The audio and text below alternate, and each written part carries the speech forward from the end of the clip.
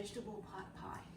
So I say almost gourmet because this is a kind of a fancy version of what could be an ordinary like chicken pot pie or chickpea pot pie or whatever you want pot pie. And there are lots of variations that I'll talk you through as we're making this.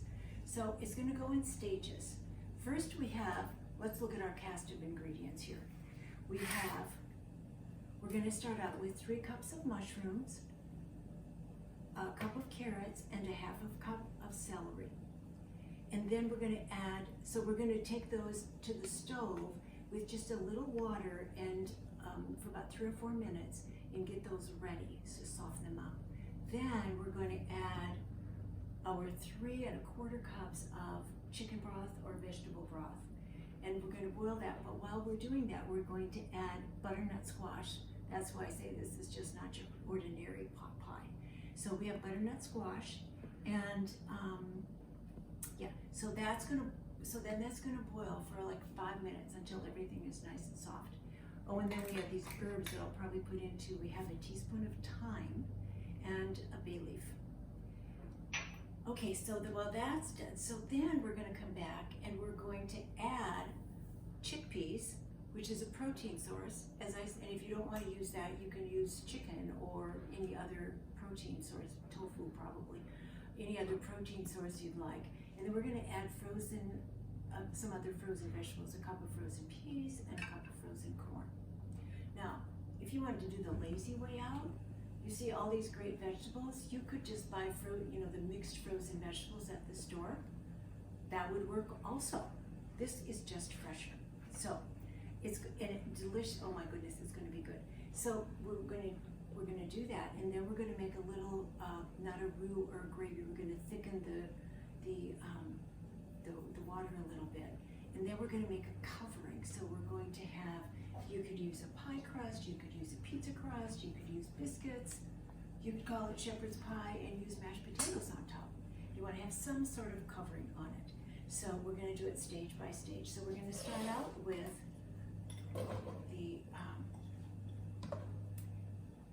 these vegetables, and I'm going to put all of these in.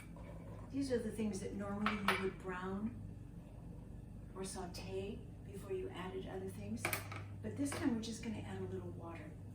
I'm just going to add a little touch of this. And then we're going to do the equivalent of just sauteing it at the stove. All right, so it's just got just a little water. It wouldn't hurt if you used a little olive oil or something instead of water. This just keeps the calories down a little. It's looking good and colorful in here. So now we're ready to add the butternut squash. It's about 2 cups of butternut squash, cubed. You can do this the hard way, which I've done a bazillion times, or you can go to the frozen food section and usually find as well. So now we're adding all of the broth, our bay leaf, and our thyme. And now it has to boil for about 5 minutes. So everything is progressing nicely. It's boiled, it's 5 minutes. And now I'm going to add, I'm going to make the little gravy or roux, and I'm going to add the other vegetables. So, the roux, when you're making a really good gravy, you want to mix the flour. There's 1/3 of a cup of flour here, and you don't want to mix it with cold water. It doesn't taste right. It almost tastes like it's raw when you're making a gravy or a roux. So you want to mix it with some of the hot liquid.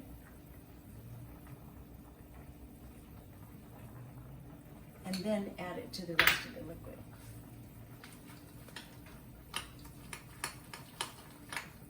That's more like it. So it's kind of a thick paste like that. I just do a little more. There we go. Yeah, this makes gravy really, really good. And the consistency, you don't really want it to be gravy consistency. You just don't want it to be like water in there, so kind of want it to stick together a little bit. So okay, so now that's good. It looks great. Now we add this to here.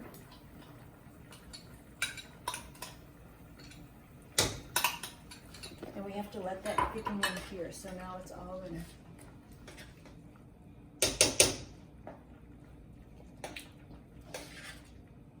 And this we have to stir. You can't just let it sit because you don't want it to clump up. Oh yeah. Again, you know, it's fun to look at because the colors are also bright. You've got bright orange, and you've got the butternut squash, and you've got the green from the celery, and the brown from the mushrooms. So now that's looking really excellent. So now we're going to add our frozen peas, our frozen corn, and this protein source are chickpeas. And again, you wouldn't have to use chickpeas, you could use chicken. So you'd have more like a chicken pot pie, or tofu or beef, whatever is your pleasure. That's looking awesome. Okay, so I'm just gonna let that thicken. I'm gonna, every couple minutes I'm gonna check it. And while that's in, I'm gonna start preparing whatever's gonna go on top. So I'm gonna go out, we have lots of choices with this. You can make a pie crust. So you use like the top of a pie crust. You could use a pizza dough. You could use refrigerated crescent rolls and roll them out. You could use biscuits from, again, from the grocery store. Or you could make your own. Or you could use mashed potatoes. Or at Thanksgiving time, you could make a crust of the whole thing with dressing, leftover dressing. So this was a great use of leftovers from Thanksgiving too, or any time. So, all right. Oh my gosh. That is looking totally excellent. All right. Okay, here's our steaming hot vegetable. Isn't that beautiful? Look at all those vibrant colors. Oh, that looks awesome. The colors are great. And now, as I said, we get to choose our topping. So what I'm going to try today is this is a cheater way from the grocery store where you can buy, I could do crescent rolls where it would be a flat thing, or I'm going to use this as biscuits today. So check back with me in a minute. All right, so here we have one of our choices. We're using flaky butter-filled rolls. So this is almost like chicken and dumplings. One of my favorite things my mother made was a vegetable soup with dumplings. And when I came home from college, what would you like?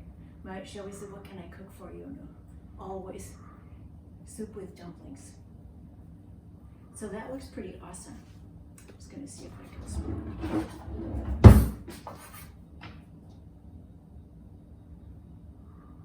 Wow. That looks beautiful. Now it's going to go in the oven for about, because everything is hot, we have to cook the topping. So it's going to go for about 15 minutes around 400 degrees. Now check this out. Does that look beautiful or what?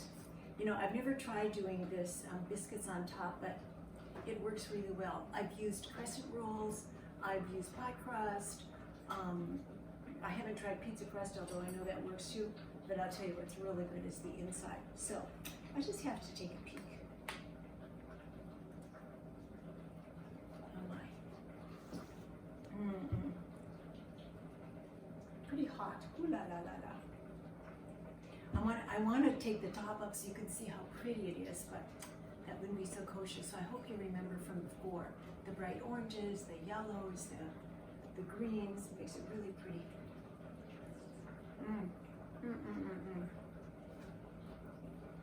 The thyme, the flavoring of thyme in there, and the bay leaf, just a little extra kick.